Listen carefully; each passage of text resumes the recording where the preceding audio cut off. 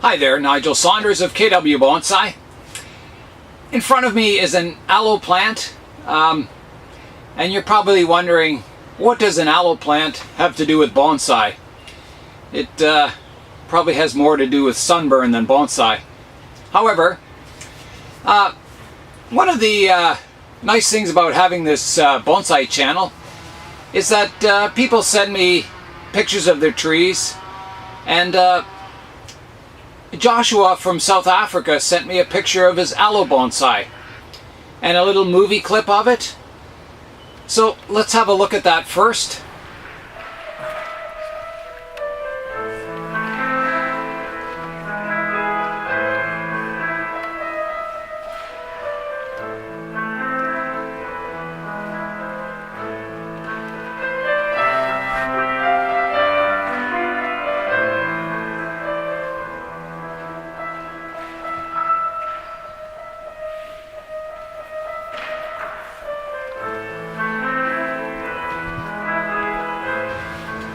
So Joshua's aloe bonsai has really inspired me.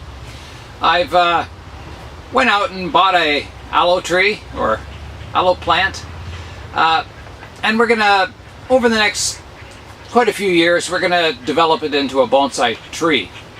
Right now it's just starting to get a woody trunk on it. This was purchased at the Botanical Gardens in Burlington when I was at the bonsai at the RBG show. So right now it's in a sort of a peat garden type soil. So we're going to take it out and put it in some bonsai soil and a little better pot with better drainage. This pot has no drainage at all. And get it underway as a bonsai tree. I'm going to be repotting the aloe tree into this blue glazed bonsai pot. So let's get it out. We'll just loosen up the edges. I imagine this aloe was started from a cutting. They call them pups. They grow off the side of the trunk as like a branch. They can develop their own roots, and then you plant them and they'll grow as a new aloe plant. You can't propagate them from leaf cuttings. There's several sites on the internet that say you can, but from what I've read, the experts say that no, you can't. Maybe under perfect conditions you might be able to, I don't know, but if you start them from little pups or ones with a woody stem, you probably would have good luck. So let's get the tree out of the pot.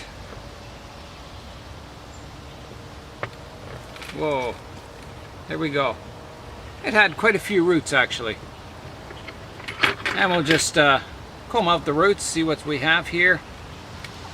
The bonsai in Joshua's video is 12 years old, and he said it was started from a plant that was about the size of his baby finger. So it's about this size. So there's our root system. As you can see, because this was probably grown from a woody cutting, we've got a really nice radial root system, flat on the bottom. It's perfect for bonsai.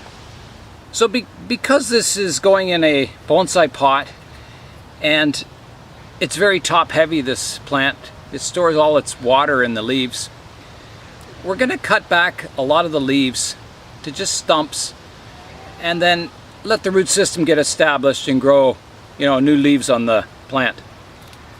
So here we go.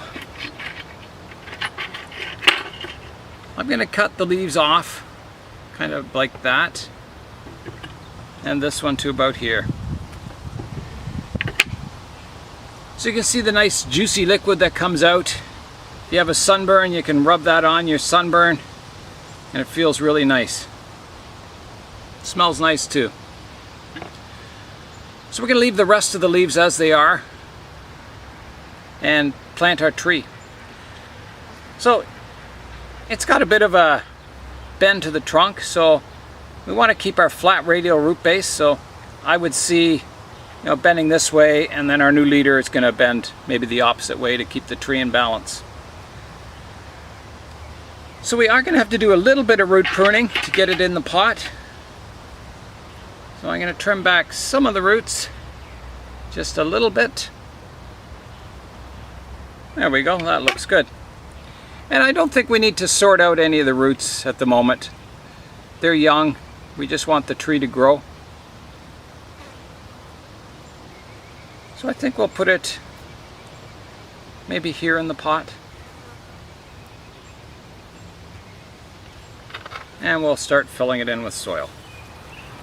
We don't really have to work the soil into the roots very much because the roots were very flat and they weren't fine. There'll be no air pockets in them. We'll just make sure the soil's settled down. So the plant almost sits by itself. It's still a little top heavy, so we'll have to put a stone on this side to stop it tipping over. I'll just put my scissors there for now while I get a stone. When you go to the beach, you can collect stones that look good when they're wet. So for instance, this rock is one my kids collected, and if you put water on it, it kind of looks really neat. So yeah, you can use your fancy rocks for putting on top of the trees as they get established. Just put that one right there. And we'll put a couple of round ones around it, just to hold it in place until the roots get going. I'll put that one over here. And we'll give the tree a good watering.